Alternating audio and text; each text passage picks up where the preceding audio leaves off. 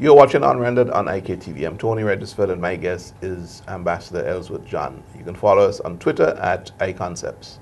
Ambassador John, I'll leave you to pick back up where we left off when we went for the break. We ended with me speaking about some of the instruments we are using to put things in place for the free circulation of goods. One of the things that we are also doing is that we have established 3 subcommittees. One that's dealing with custom regulations, harmonizing of the tariffs, looking at the custom practices and seeing how best we can deal with them, looking at issues related to port management and looking at port efficiency to see how those things can be improved and harmonized across the economic space, because those are very important and critical things as it relates to goods coming into the region. Would be some of the challenges with harmonizing these things. There are different elements of cost. I mean, you apply a rate, and there's a cost to you, the operator, that has to take into consideration when you have to take into consideration when you're applying your rate of charge.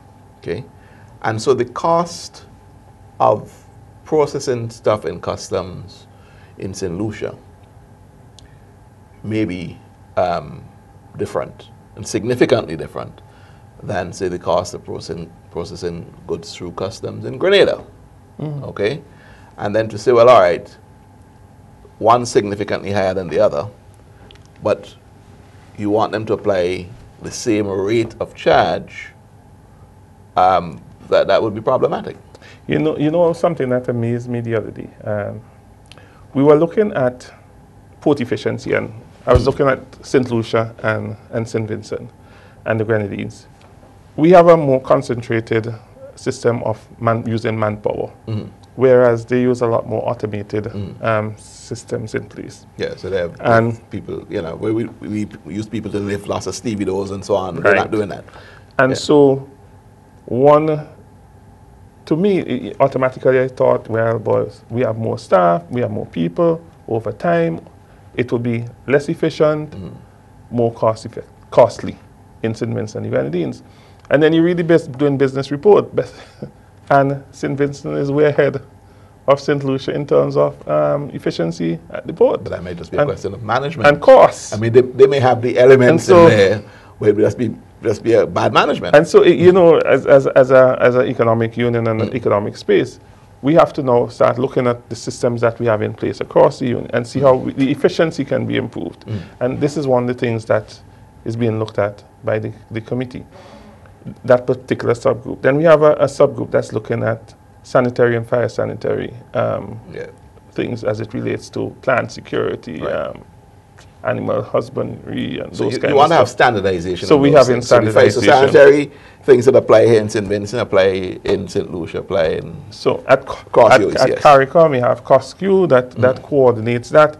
But we in the OECS, we have all the Bureau standards that meet regularly. Right. So that they can look at the issues related to that. So that's another element of it that we are looking at.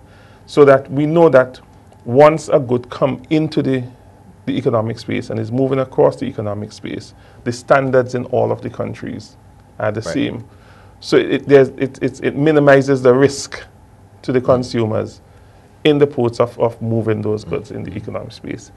And the third element that is being looked at by a subcommittee of member states is the barriers to trade. What barriers are there? How can we break down the barriers? And what you will recognize is that a lot of the elements that I'm speaking about are also elements that impact on how the whole world view a region or a country as it relates to the World Bank. Ease of doing business. Ease of doing business. And so can move us up the rankings in terms of doing business, which means that we can attract more investors, foreign direct investment. From outside the region. From outside of the region. It also means that businesses that are now being established, because remember earlier we talked about businesses being able to establish and move across the space, can now be multi-island. These are the additional things that I mentioned before need to be put in place so that we can begin to see the impact of the free movement regime that was put in place in 2012. So the easy part essentially was done first. People. That's was done first. That's people. not a problem. People can go. People can go. People can Right. move. Now our artisans, for example, our singers, our musicians, they can go and perform in any of the member states without the requirement of a skill certificate, without the requirement of a CVQ, Right. without the requirement of a work permit. And any other job seeker for that matter. Or any other job seeker for Right. that matter. But you know, I'm talking about service providers that can go in for 1 day, 2 days, but also persons who can apply if they see a job advertised and move. Now, once you have all these systems in place, that makes it easier for persons to gain employment, for businesses to grow, etc. People would naturally move. Because people are not going to move from one country to the next and leave their families behind if there is not an assurance that there is a job available in another country that is not available at home. And so you're not going to see mass migration, but you would see, depending on expertise, depending on niche, persons would move to fit those. And it is also more beneficial, I would think, for people who are just entering the job market out of university and so on, out of college, whatever. So they haven't rooted somewhere else yet. It's harder for somebody to uproot. Somebody who else? My age, your age, Exactly. suddenly going to say, well, look, I'm moving. We're going to move because there's a job over there that pays me $1,000 more, you know, unless you like adventure. But for the person who's now entering the job market, there's a wider space in which they can look. There's a bigger marketplace Right. in which to seek employment. But let me ask you this question in terms of, and we're talking thing about contingent rights here. If an OECS person moves within that space, goes to St. Lucia, for example, but that person is married to a non-national. If a person move and they're married to A non-national of the OECS, I mean. Right. Somebody from outside. From Germany. From Germany, yes. If there's a visa requirement for that person, then it obtains. So if your wife is from Germany and you're moving from St. Vincent to St. Lucia, on arrival in St. Lucia, they will give her a visa. They will ask for her visa. They'll give her the necessary stamp, which if it's 6 months, if it's 3 months, they will give that as it obtains to that particular country that she's resident in. But it provides an opportunity for that person to regularize their status. Because in all of our countries, there's legislation that provides for spouses to become citizens of those So once a spouse countries. becomes a citizen of the Then country, they get all of the benefits. Then they get all of the benefits. I All think of that's the the point I benefits. wanted to establish. So it's no There longer, once you become, that person becomes a citizen of St. Vincent, they become a citizen of the OECS. They become no. Once you become a citizen of a particular country, you have the right to move and take up residence in another. Well, that's country. that's what I meant. That's what I meant. The regulations as it relates to citizenship still obtain. Right. Any person from a Commonwealth who lives in the country for 8 years can apply through the system that is in place. I think it's 8 or 7 years. And the Prime Minister do the interview, etc. So this brings me on to another point. Yes, okay? sir. The other point is, I am moving to St. Lucia. Yes. Okay, I've gotten a job. I'm free to move. I'm an OECS citizen. I'm moving with my family. And I'm not a citizen of St. Lucia, but I have the right to move to St. Lucia with my family. Right.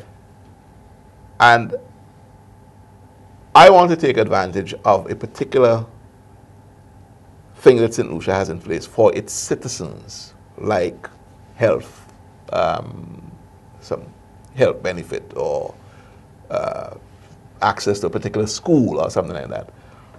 Where does the free movement, the right to move freely,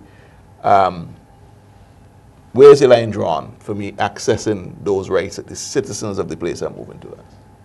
The line is drawn in the ability to vote until you become a citizen of that particular country. And that's it.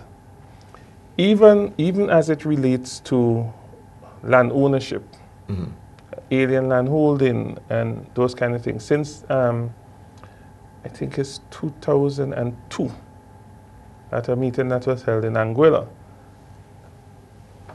a number of the countries agreed that the whole question of alien land holding would be waived. And for some countries, they agreed that there wouldn't be a fee. The fee that is applied for alien land holding wouldn't apply to OECS nationals who move into their countries. So while it is not eliminated and you still have to apply for the alien land holding in those countries, you still have the right to move to that country and purchase lands. But, you know, Ambassador John, education is an interesting one, you know, the school system, the education system here for public schools, free education, okay? So somebody coming from St. Lucia with their family, how do we deal with those children going into the school system here? Are they automatically going to go to school free? Are we going to deny them and say, well, okay, no, you are not a Vincentian citizen, you are a St. Lucian citizen? So there's no denying. And is it reciprocal? Is it going to happen in all the other islands? Because it's rights that is, the way it is worded in the treaty, you have rights contingent on being an OECS nationals. Okay. So the right is to move and not be discriminated against in the other country that you're moving to, in the receiving country. So that's why I said, in general, that the only restriction is really in terms of the right to vote until you have been resident in that country for a number of years, and therefore that allows. So it really is only in the right to vote. It really is in the right to vote. Right.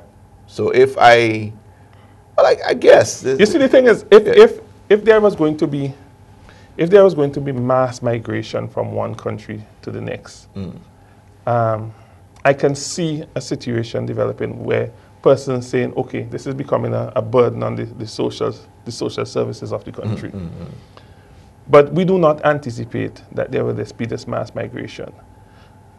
Antigua and Barbuda, when we were negotiating on the treaty, insisted that there should be a provision in the treaty that allows for a review by a particular country if they feel that there has been mass migration to their particular country and therefore it is causing a burden in any way on the state.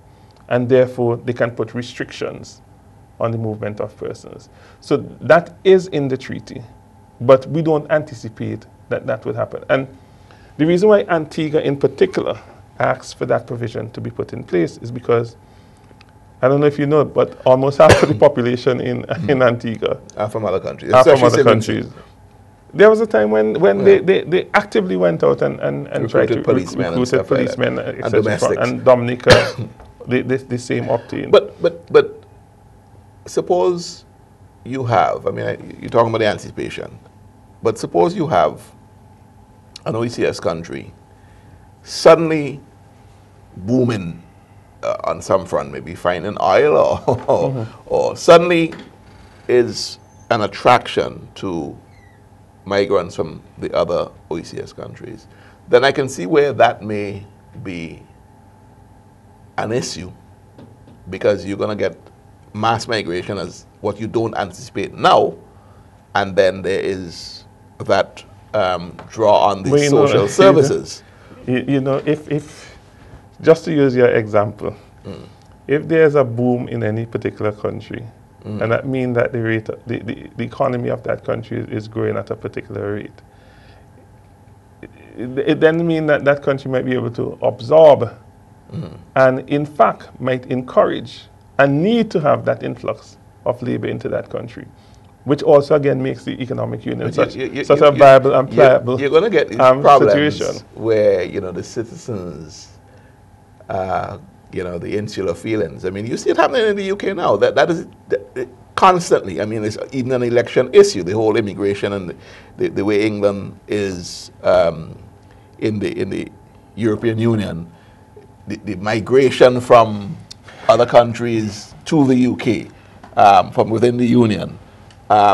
Those are contentious issues. You're a businessman, right? executive director of the chamber. That doesn't make me a businessman, but of anyway, go commerce. ahead. So you have an interest in growth and development in the business sector. Yes.